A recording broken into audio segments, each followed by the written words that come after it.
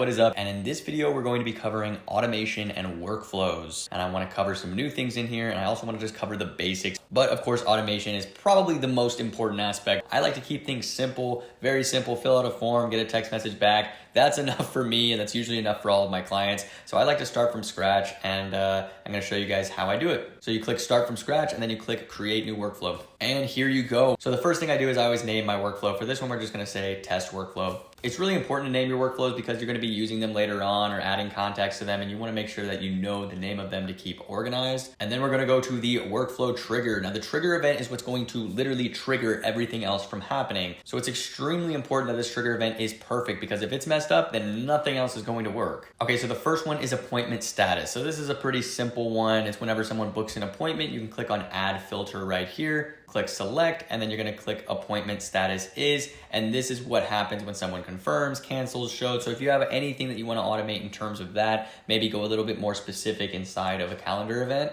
then yes, you're gonna say, hey, once the status is confirmed, they booked the appointment, then what happens next? Maybe like an automatic text message. Those are super simple. Maybe an automatic tag is added. You know, that's up to you and what you wanna do, but it's very simple after you create the trigger event to then add your next action, because it's very self-explanatory after that trigger event. So that is how you do an appointment status. And then of course we have customer books an appointment. And this is where you would choose which calendar it is, because people get confused by this all the time. They're like, hey, I have like 6 calendars. I don't know what's going on. It's not working. And it's because, yes, you have 6 calendars. You have so many different calendars. They don't know which one to choose. So you have to make sure that you click the right calendar. We can see here we have a calendar, appointment calendar right here. And now we know when someone books an appointment on this calendar, something is going to happen. Most likely what's going to happen is it's going to send another text message that says, hey, thank you for booking an appointment with us. And then you can put like respond yes, respond no if you want to change this or whatever it is. This is where you can get creative and start to do whatever you think is best for the client or whatever the client wants. But once again, pretty self-explanatory. I don't want to break that down and create an entire workflow for this, mainly because I already give this out to all of my affiliates anyway, and because they have recipes for this, like I said before. I just want to cover exactly what you can do with workflows.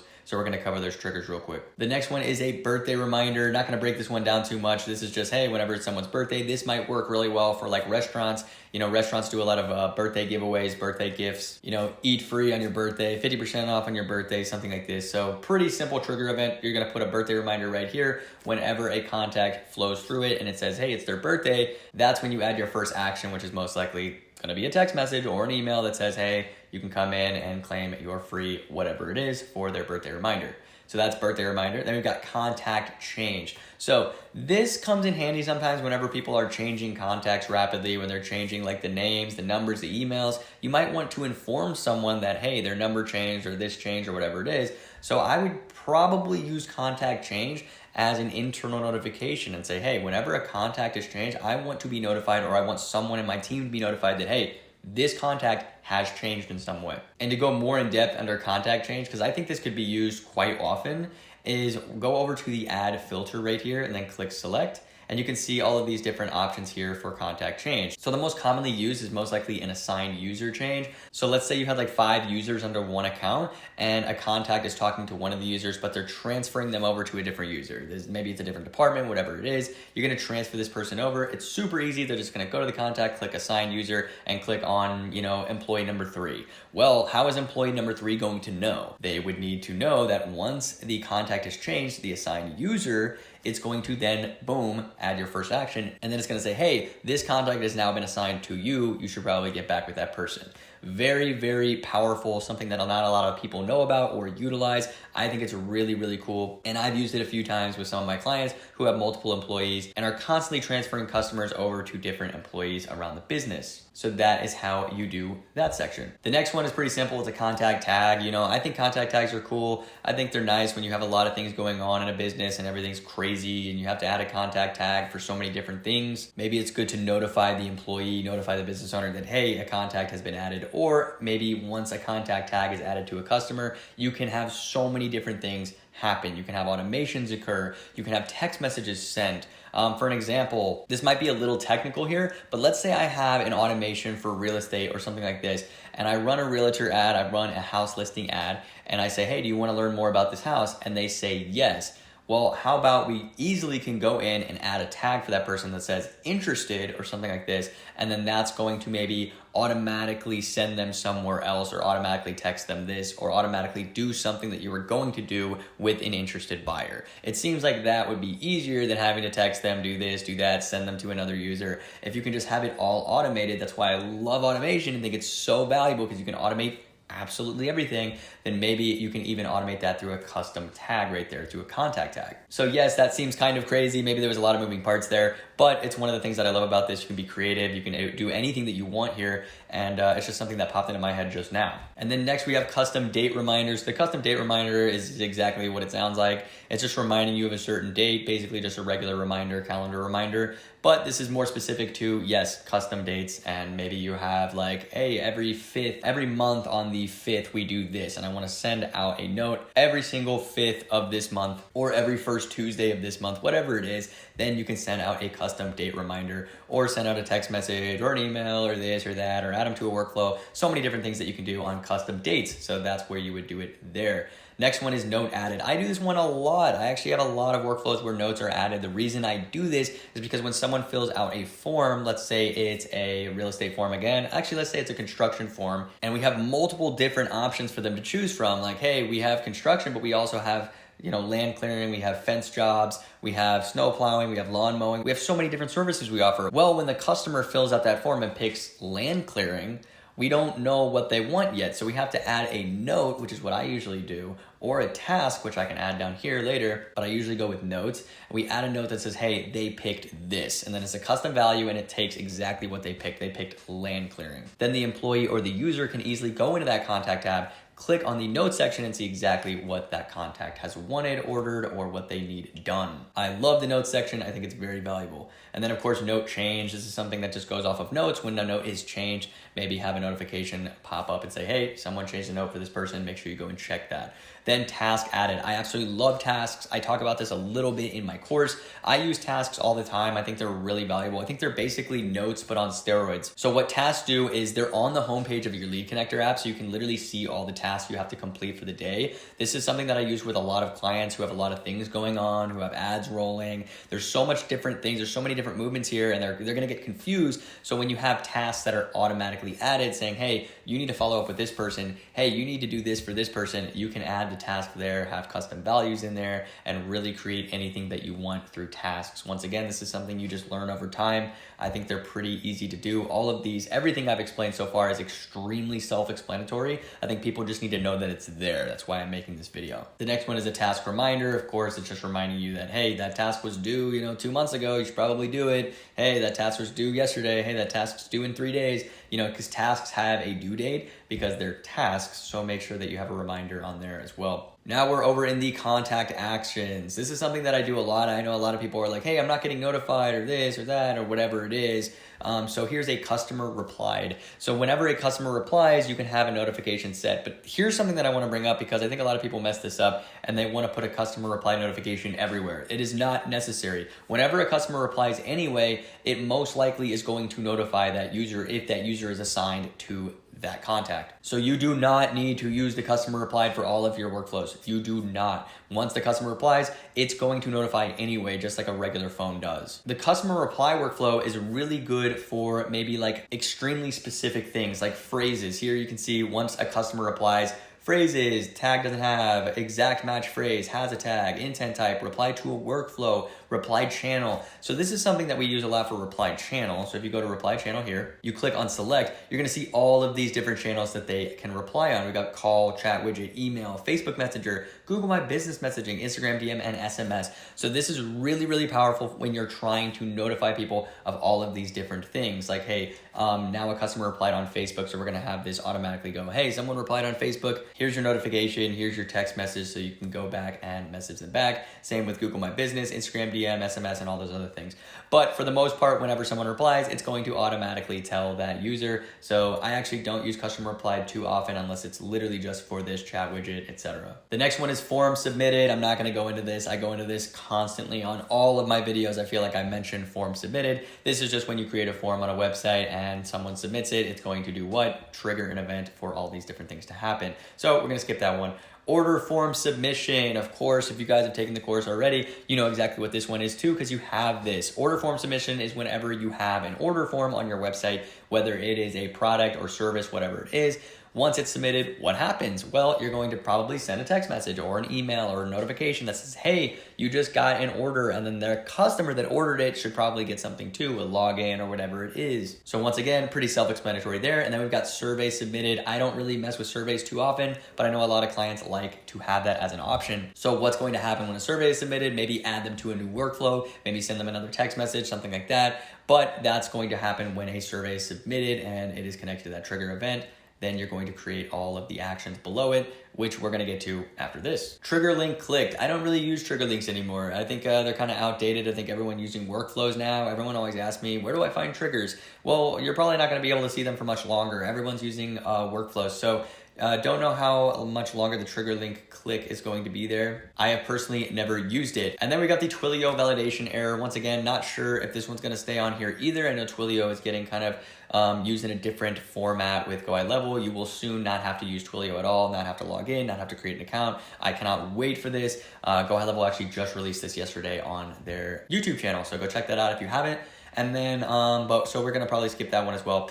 And then events, we've got a call status and email event. So let's go to call status first. We're gonna add a filter here, select it, and you can see all these different options here: call direction, call status, in workflow. These are all for more telecommunication purposes. I don't really use these too often. Maybe a company who's doing a lot of phone calls would want things like this and want a lot of this automated, but I don't wanna go too far in depth because I don't really use it. Then we've got email events. We're gonna add filter here. We're gonna check out all the different options here. So this is when you have certain events going on and you have maybe email marketing going on for those events, or they're in certain workflows. You can create a trigger event for that. Once again, you guys know I'm not a huge email guy, so I don't mess with these either. And then we've got Facebook. So Facebook lead form submitted. I actually use this constantly. Anyone who knows me, they know that I love my Facebook lead forms. I run absolutely all of my ads through Facebook forms, which means once a form is submitted, what happens next? Facebook doesn't do much there, so you have to have a system that can automatically text and put in a follow-up campaign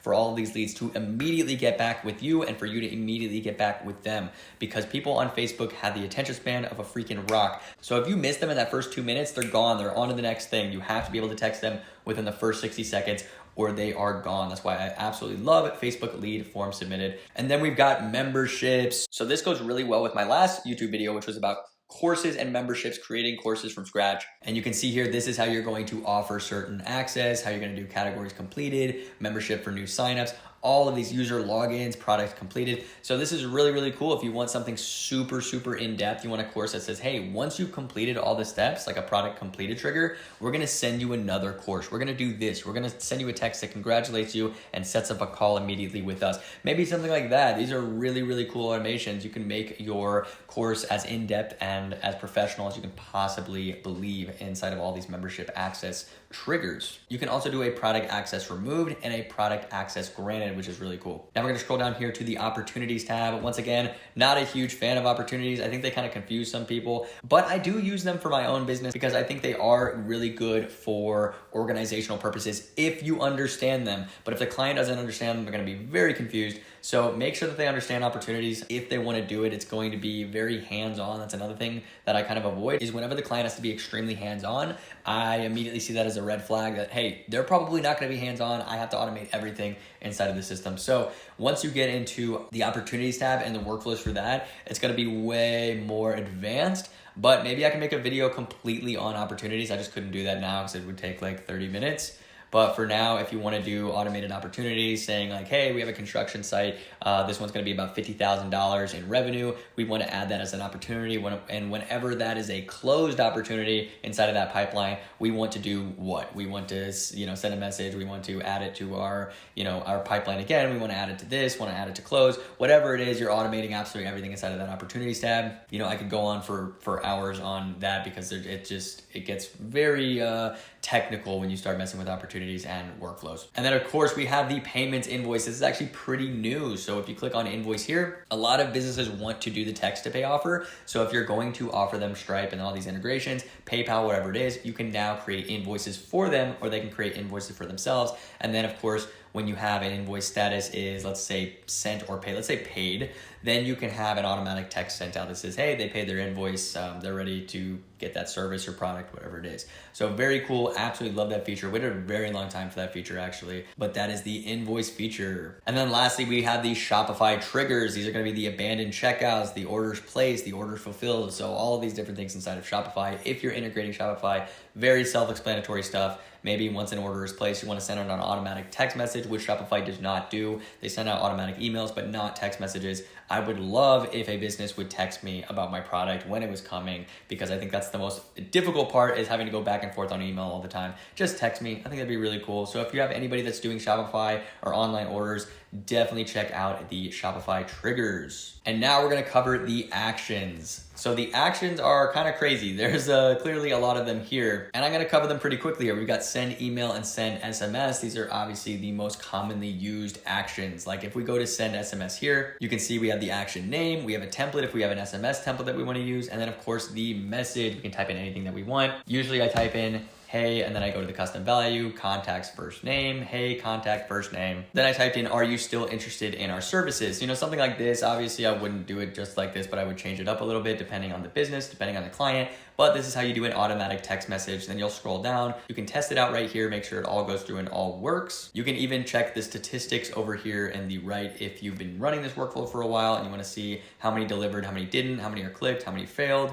So that's a pretty cool feature as well. And custom values, I really want to make another video on just custom values. I think they're really cool. You can have so many different custom values. You can create your own custom values, and that just allows you to basically do anything that you want. There should be no client that you cannot fulfill when you can create your own custom values inside of the system. But anyway, that is text messages, probably the most commonly used action you will ever use inside of workflows. And then emails is the same thing, just set up as an email. Call is pretty similar as well. So if we set up a call here, how the system actually works is it's going to call you first. I know when you're setting up the workflow, you assume it's going to call the customer. Not true. It's actually going to call you first, or the client, sorry. It's going to call the client or the user, whoever's actually using it. And then it's going to send a call whisper. This is automated, so you don't actually have to put this in here. But let's say you wanted to add your own whisper message. You can see all of the instructions here. You can even use custom values here as well, see? So if you wanted to say like the customer's name, hey, you're about to call customer name, dial out. So it's gonna make you dial out, which basically means you're gonna click any button and then it's gonna automatically call and connect you with that client.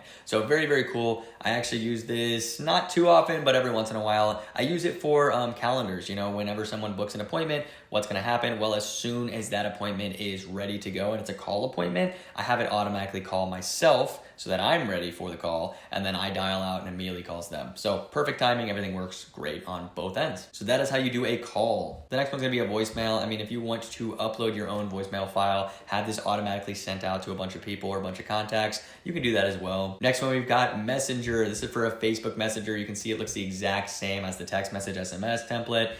Because it pretty much is. It's just sending out a messenger, automatic messenger instead of a text. So if you're running any type of Facebook campaigns or you're doing anything on Facebook in that regard, you can automate your actual Facebook messages. Really, really cool. I've done this feature a few times. Next one is Instagram DMs. Obviously, it's the exact same thing as Facebook Messenger, just with Instagram. And then we have manual SMS and manual call. Now, I don't really use these too often because they kind of defeat the purpose of the automation. We don't want to do anything manually, but it's nice to have that option, maybe to have more control over what you're doing, to maybe have a manual SMS and manual call set up as well. But I'm not going to break down that too often because obviously we teach automation in this video. The next one is Google My Business Messaging, which is the exact same as Messenger and Instagram DM. So I like the automatic Google My Business messaging because I feel like it doesn't happen too often. If it does, it's extremely automated, which means it just sounds like a robot, Google robotically, messaging the customer back. It just doesn't seem like you're talking to a real person. Google My Business is one of those that it's really good if you can respond back faster, because then Google will go, oh, these guys are actually using our platform correctly. And it can even improve your Google ranking. Same with Facebook. Facebook loves when people respond faster. So if you have these things on automatic response in the first 60 seconds, it's going to help you guys a lot and help your clients a lot too. Next one is going to be a CRM. So we're going to do add a contact tag. Of course, we had the triggers for all of these events, but now we're adding a contact tag for the actions. So this is really good for certain things. If they enter a workflow, maybe like they entered like the real estate workflow, we're gonna add them as a tag and say, hey, this is a new lead tag or something like this. So it's nice to have that option as well. And then remove tag, you can automatically remove tags. This is where you get into like crazy automations where maybe you have, hey, whenever a tag is added, we add them to a new workflow, and then whenever they respond, they remove the tag and add them to another workflow. That's when you get into like absolutely crazy automations, which maybe I'll cover those later. But once again, I'm gonna have to get super specific on each one. So it's hard for me to make videos on this. I just wanna get people very comfortable and understanding that everything inside of workflows is actually really easy to maneuver and really easy to do. You just need to know what you're doing. You need to know what you're seeing here. Then we've got create and update opportunities. Once again, this is part of the opportunity tab that we talked about earlier where I don't really mess with it too much, but when you're trying to create opportunities and update them, you're going to be using this action. And then you got add to notes and assign to user. Two very popular ones that I'm going to show you right now. So if we do add to notes here, and let's say we had a custom form, and inside that custom form, we have a service, and they clicked on that service when they filled out the form. Perfect. So how would we do that? Because then now I'm just looking at a note here. I don't know which one they use. I don't know how to do that. So this is how you do it. So the first thing I'm going to do is I'm going to put custom value, contact's full name, and I'm going to put once, and then I'm gonna put in the service that they have. Now, obviously this is a test account, I don't have the service, but let's say I did have a service inside of a form already done. I'm gonna scroll all the way down to custom fields. And you can see if I created a custom field, which I actually do have one for select services. I forgot I did do this for this account. I can click on select services. So now whichever services they clicked on, it'll now automatically create a note and say this contact picked these services. So that helps me so much. I don't have to get back into the laptop and look up the form submitted and have to find out what they chose, because that's just gonna be a nightmare. I can easily go into Lead Connector, click on notes, and boom, it's right there. Save action, done, ready to go. The next one is assign to user. This is extremely important. I use this one constantly. If you have multiple users, multiple clients in the same account, you want to make sure that the right contacts are assigned to the correct users. So if you have a workflow that's only for one user, then this is the first action you would put literally at the top. Assign it to this user. If they fill out this form, it's going to this user. If they fill out this form, it's going to that user. And if you have multiple users, you can even do a round robin, which is really cool as well. So let's say we had 5 users, we have 5 real estate agents all battling over the same amount of leads. Well, what are we gonna do? They can't all talk to the same leads. That would be weird. Well, let's say we had 5 users right here. It's gonna drop down menu and say, hey, how do you wanna split the traffic? Evenly, unevenly, round robin. So you're going to split it most likely evenly. Every other, every 5th one, this person gets it, 4th one, this one, 3rd, 2nd, 1st, whatever it is. So they're gonna get, if there's 20 leads, they're each gonna get 4. And that's how you do that. I use that quite often. I love the assign user action. It is one of my most commonly used actions. Next one is removed assign user. It's the same thing as assign user, except now you're removing them automatically for whatever reason. Next one is set event start date. This one seems a little confusing at first, especially when you're doing wait times and everything else.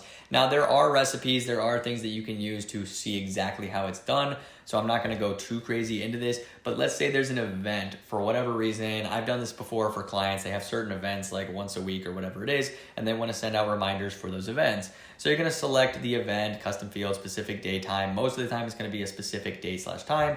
Then you're gonna pick the date. So we're gonna say it's on the 11th. We're gonna pick the time down here, 6 a.m. and save the action. So now we have the set event start time, but check this out. If we go over to the wait time here, when we add a new action, which we haven't done yet, but wait is gonna be one of the most commonly used that you ever use, because wait goes in between most of your automations. We're gonna click on the wait time here. So check this out. Wait for, it says time delay. We're gonna go down to event appointment time. So it knows that it's this event start time. It knows that we're talking about this one. You're gonna have multiple event start times in here, but it knows the next wait time is for the one previous. So even if you add 5 or 6 set event start times, it just automatically knows that it's the one right before it. So don't worry about that. That'll probably come up. That confused me when I started. I was like, how does it know which event to wait for? It's just the one right before it. So now you can say wait before months, days, hours, minutes. We're going to wait 2 hours and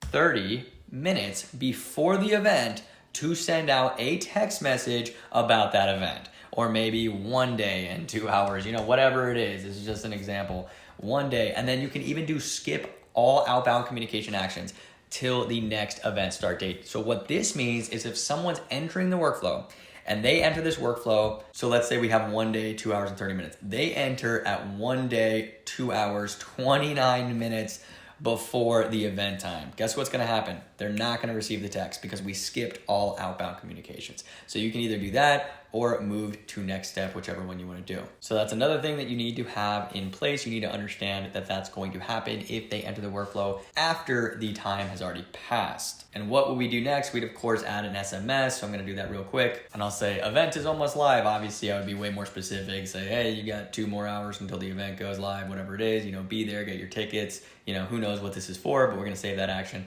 So boom, now you know how to do set event start time. It is very confusing when you have no idea what you're doing, but obviously you guys just saw me do it. You're just gonna start it, do a wait time. Under wait time, you're going to change it from delay to start event, and then you're going to add an SMS. So it looks like this. Looks like it should probably be done like the opposite direction, but it's not. So make sure if you wanna do something similar to this, go back, watch this video, and know how to do set event start time. Next one is add to workflow. So let's say you have multiple workflows going on and you want to add someone to a new workflow. This is something you can do if you wanna create workflow loops, because obviously you don't wanna make a workflow that just keeps on going over for like ever. You don't want to do that. So if you want to create like a workflow loop, you can do so and just keep on adding it back to the previous workflow, back and back and back and forth. This is something you can do a lot with like restaurants if they're just going to have a continuously workflowed loop for maybe like a text message club, and you don't want it to ever stop, but you also don't want to come in here and like edit it every single week. Then maybe you could create a workflow loop by adding them to multiple workflows. And then of course we got remove from workflow and then remove from all workflows. So these are pretty much similar things. You can just remove them from that action. And then we got remove opportunity, same thing, send internal notification. This is something that I use probably once again, top 5 most used workflow automations actions by far is the internal notification. So what this means is it's just going to notify you, the user, whoever it is, that something is occurring. And look at the different 3 types of notification. We have email notification, regular notification, which means that they have the Lead Connector app. It's going to pop up just like a Lead Connector notification, or an SMS. We're gonna do just regular notification here. You can title it whatever you want. So we'll say new lead, and then you can have the custom message. It'll be like a custom value, full name, contact name, just signed up on the website. Then you can redirect the page to the conversations tab. This means whenever you click on the notification, where does it go? It's gonna send straight to the conversations tab, so you can easily text that person right there, even though your automation most likely did it for you. So then you're gonna scroll down here and you're gonna click all users, particular user, user assigned to the contact. So we're gonna just click all users for this. We're gonna save that action, and boom, that is how you do an internal notification. I talk about this all the time, so obviously I just wanted to fly through that. Then we've got set contact on DND. This means do not disturb. If you don't want to have anyone message this person, you don't want them in any more workflows, don't want them receiving texts, emails, all of these different things, you can have it automatically set on DND. This does come in handy every once in a while when you want to keep the contact in your contacts, but you don't want to mess with them and bother them all the time. Then we've got edit conversation. This is pretty cool, very specific though. This will go in and edit the conversation to whatever is happening, automatically edit it. I haven't really had a use for this yet, but maybe you guys could be creative and find something to do with edit conversation. Then we've got send review request. I have mixed emotions about the send review request. I actually like to go inside of the Google My Business, take the link inside of GMB and make a template out of it. But I don't really do the send review request too often. I actually just do send SMS, then take the link and copy it there. And then I just use, hey, can you leave us a quick review? Yada, yada, yada, boom, done. So I don't really do the send review request, but the perks of doing the send review request is that when you go into your Lead Connector app or your review dashboard, you will see, hey, we sent out 100 requests and we got 20 responses. So it is cool if you're trying to kind of track the review request, then this is definitely something that you want to do. Then we've got a Stripe one-time charge. So yes, you can automatically charge clients through an automation just like this and do a one-time Stripe charge. Pretty cool. Haven't had many uses for this either, but I like to do everything manually. I'm not a huge fan of automation when it comes to money. Whenever it comes to that, I like to handle things face-to-face or over the phone and say, hey, this is how much, yada, yada, yada. I'm gonna send you that now. Just way more trust, builds trust. So the automation with money, not my favorite thing, but you guys maybe find some use in it as well. Then we've got update appointment status. We pretty much already went over this, so I'm not gonna cover this one too much. Then we've got add task, which we also went over. So when you're adding a task to automation, same thing as a trigger event, it's just gonna add a task. So let's say we have a workflow going, a lot of automations running this way and that way, someone responds, and you wanna add that person to a task and say, hey, they responded, you need to get back to this person. Or let's say maybe they did a payment. So let's say they purchased something online or they purchased something through your invoice. Then you would add a task and say, hey, you need to get this person serviced or you need to get them their product. So that's another way that I would add tasks automatically. Then we have the AI appointment booking bot. I actually have not messed with this at all, so I don't want to break this one down yet. Same with the Eliza bot agent. I don't have this one either, so I haven't messed with it either. So I'm gonna skip these, but these are more AI. They're just gonna send out automatic text messages, whatever they think, the phrases that they use, all these different things. You guys know how AI works. It's just gonna kind of answer the way that they think you would want it answered. But haven't really done that one yet, so I'm gonna skip that. Then add to Google Analytics. This is on your dashboard. You're gonna see your Google Analytics page if you've connected it or if you connected it with your clients, so you can have these things automatically added. Same with Google AdWords. And then we've got update contact field. So if you have multiple fields, custom fields for different contacts, you can have them automatically updated. None of these are too exciting when you get to the end here, so I'm just gonna kind of fly through them. We've got Facebook add it to a custom audience. This is when you're getting really in depth into Facebook ads and you wanna automate all these things. For most of you guys starting out, a lot of you beginners, you're not going to be doing this at all. But if you wanted to add a custom audience, here's one that's removed from custom audience. And then we got Facebook conversion API.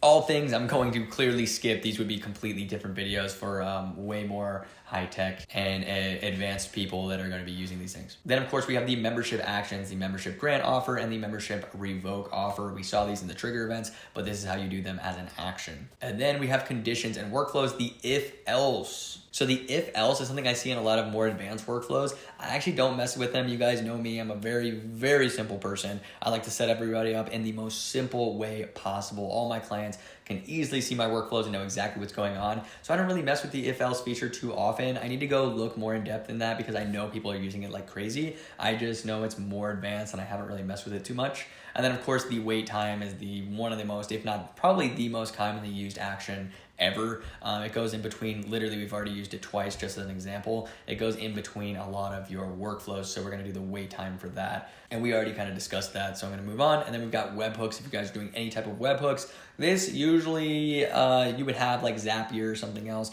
integrated, and then you would add that to the webhook. And then we've got the go-to feature. This is another thing that like makes the workflow look super crazy and like a tree diagram. And it's, you know, it gets really fun and creative when you start messing with if else and the go-to, and then of course math operations, which I don't even want to go into. I don't think any of us want to go into the math operations section, but those are all way more advanced sections that I cannot break down right here. This video has been long enough for you guys. I just wanted to show you guys every single thing that you can do inside of workflows. I believe I covered them all, but before I leave, I do want to hop over to the settings tab, which is something that people do not utilize, and they need to, and they get super confused and they're like, why isn't this working? And I'm like, did you check your settings? Did you check your settings? Did you check this, that? Did you check allow multiple, stop on response? And they're like, oh no, sorry. So this is very, very important. Whenever you're making a workflow, always go over to settings and make sure you scroll all the way down here. You make sure that that workflow works at any time or a specific time. If you don't want people getting messages at 2 in the morning, then maybe do a specific time and pick that range. Then scroll down here and go to allow multiple. Do you want people to enter this workflow more than once? If it is a regular form, yes, you probably do want them to enter more than once. But if it's a workflow where if they enter more than once, it would be weird to send them another text, then yes, you would add no, do not enter them more than once. And then there is stop on response. So this is something that obviously most people will have to do for any follow-up campaign. You want to stop on a response. Whether it's a good response or a bad, you most likely want the workflow to stop, because let's say they respond good. They said, hey, yeah, I'd love to see more, hear more. Well, then the user or the client is going to have to respond anyway. You don't want to keep sending automatic text. Let's say they say, stop texting me, I'm done, I'm sick of this automation. Well, then they're done. They just responded and it stopped, so they're good there too. So either one works. Stop on response is extremely valuable and very necessary for almost all follow-up campaigns, but it is not necessary for all campaigns in general. So make sure you've gone through, just use your brain and go, hey, do I want this to stop if they respond, or would that kind of mess up my workflow? You'll know when you make your workflows, and that's why it's so good to just get really, really good at all of these different things and become extremely skilled in the art of sites and workflows, because once you do that, you realize that you create systems for all different types of businesses and run it in the smoothest way possible, which is what we're doing here. So that is the settings section. And then of course, if you are done with your workflow, you're gonna head over here, you're gonna name it properly. You're gonna click this from draft to publish if it's ready to go and live, and then you're gonna save it at the top right here. And now your workflow is completely done, ready to go, and hopefully it works. You're gonna test it out on yourself first before you ever hand it over to a client. So boom, that is the entire workflow section. I tried to fit in as much as possible in one video. Workflows are extremely difficult to explain to people. I think it's one of those things that's just it's not difficult to do. It's a very simplified act. There's just so much that goes into it. So hopefully I did a good job there and explained every single thing that you can do inside of workflows in the quickest and most generalized way possible. And if you guys would like me to do a very specific workflow video, then of course I can. But for now, thank you guys for watching. And like I said before, if you stuck with me to the end of this video, thank you so much. It helps my numbers. And I'm really trying to grow my YouTube channel. You guys know how I feel about my YouTube channel. It's my everything. So please give me a like and a subscribe, and check that link in the description below if you want to start your 30-day free trial. I really put everything I have into these courses, and let's stay in touch. See you guys.